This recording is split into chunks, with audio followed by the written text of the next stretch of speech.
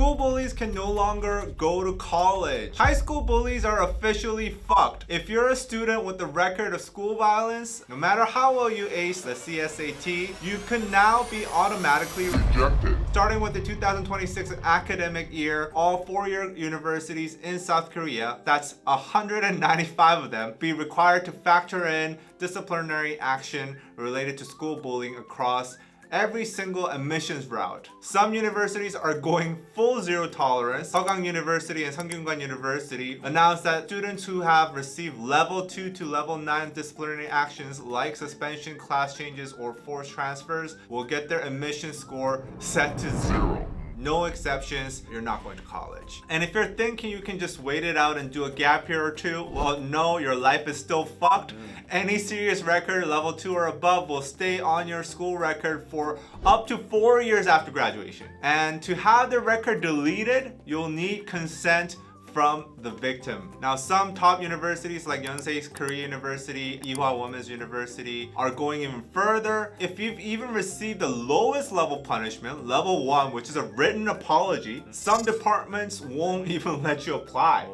This is a landmark moment in Korean education. Universities are sending a loud message. There is no bullying accepted. While most are celebrating this new direction in Korean education, some are concerned. Many claim that the disciplinary system itself is not always fair or biased. Furthermore, this could open up teachers to making some very difficult decisions and expose them to legal risks and reinforce the preferential treatment of well-connected families. Think about it. If this kid's dad is a lawyer and you fuck this kid's life up, what are they gonna do? They're gonna sue your ass. But then there is another concern from me. Normally, school bullies have already thrown out of college in their life. Like, no, if you go to like lower income areas where I grew up, they didn't even have college in their mind anyways, and some even wear those bullying records as a medal. They're not gonna if you're from a lower income area, isn't everybody poor? I think it's quite ideal to think that teachers will be able to hand out these like level 2 suspensions. I think they'll be even more reluctant to do that now. Now that like you're actively blocking this kid's future. Say you're a teacher, can you like for sure say this kid doesn't deserve to go to college? And number 2, I think this is like a net negative for society. What? If we have these bullies, now they can't go to college. They're not gonna be able to find a job.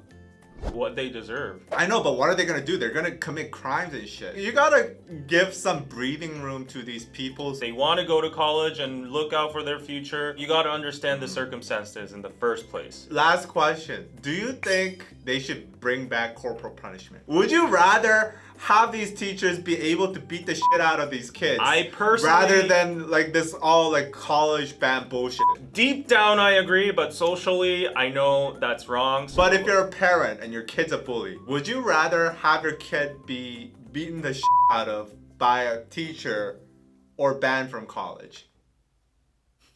I guess both. Next news. This man finally showed up. Bang PD, the chairman of HYBE, stood in front of the photo line. For the first time, he actually faced the public over the scandal that has been following him and that could decide his career. Wearing a black suit, Bang PD bowed and said, "I apologize for causing concern with my matter. I will faithfully cooperate with the investigation," but beyond that, he stayed silent. Bang PD was questioned for nearly 14 hours before leaving close to midnight, and when he was out, his head was down, again refusing to answer. Now, to remind you what this case was actually about, Bang PD is accused of misleading investors in 2019 by saying that there were no plans for an IPO, and at the same time, a private fund tied to him was buying HYBE shares, allegedly, and after 2020's IPO, those shares turned into about $140 million in profit, with around $300 million allegedly flowing back to Bang PD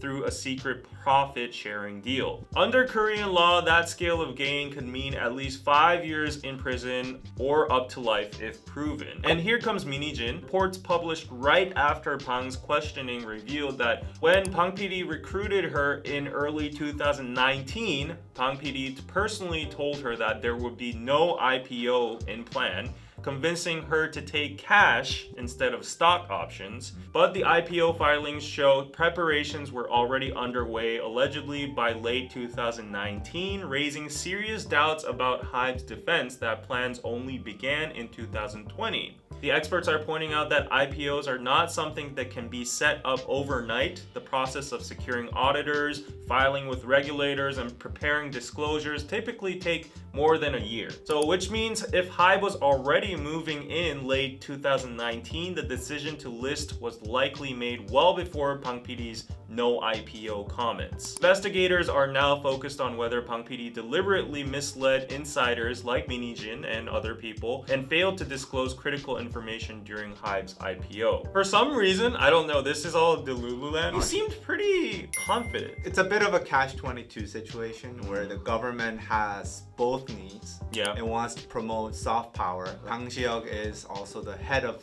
everything. Yeah. He's like the Walt Disney. On one hand, they don't want to like make him into a super villain because then that taints the image of this system.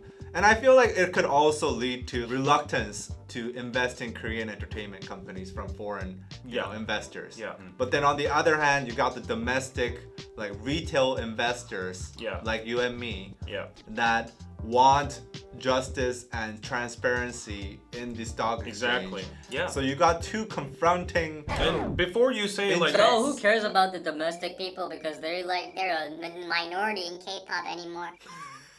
What? Did someone hurt you? No, I'm just saying. Tyler, the creator, praises Korean chicken for 5 minutes mid-show. And before you get uninterested, BTS is related, so stick on. On September 14th, Tyler, the creator, performed in Korea as a stop for his Chromacopia tour. During the show, Tyler hyped up the crowd not with just music, but with a fast food burger.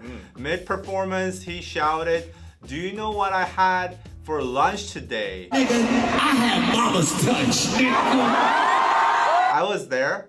He raved on about mom's touch for about 5 minutes. Even the audience was in a chant saying mom's touch. She really loves mom's touch. Now BTS's VRM and J-Hope were also in the audience. I saw Cortez. Jenny was there too. Everybody was there. Yeah. V later posted on his Instagram a mom's touch burger. After the concert, I also had mom's touch. I actually have mom's touch today. So it worked. Burgers. I don't eat mom's touch. I don't eat it either. But I ate mom's touch that day. Me too.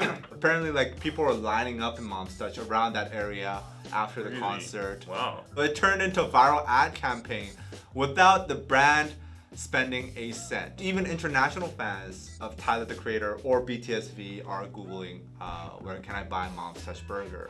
Now, I have a Delulu theory. I feel like this was an orchestrated PR stunt by Mom's Touch and Tyler's team. Really? I feel like everybody's in on it. Maybe even BTS, who knows? No way. But I feel like this is all like planned. Mom's Touch is not your mom and pop brand. It got bought up by a private equity fund a few years back. They've been desperately trying to launch the brand into a global chain so that they can sell it off.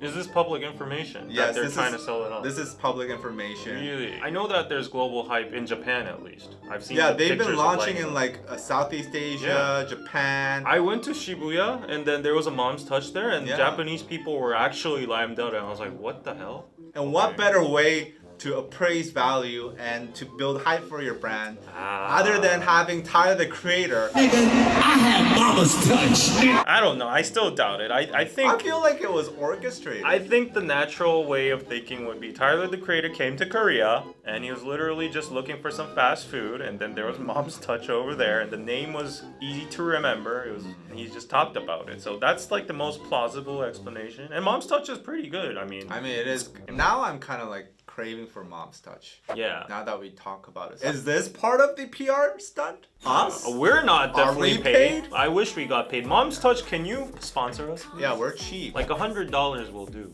No, actually a little bit more than that. maybe but- maybe one more zero. maybe one more. In the after show, teenager who kills abusive bully avoids prison. Justice served. And Park Jin-young named co-chair of the Presidential Culture Committee. JYP actually getting a lot of power now in the K-pop sphere. Just this is Lee Chan-young again. And last but not least, 4.5-day work week. Can Koreans do it? Patreon.com/DKDKTV. Only $5 and you get a lot of extra content and extra tea. And we will see you in the after show.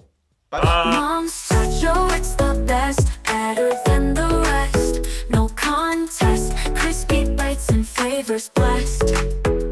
Mom's touch.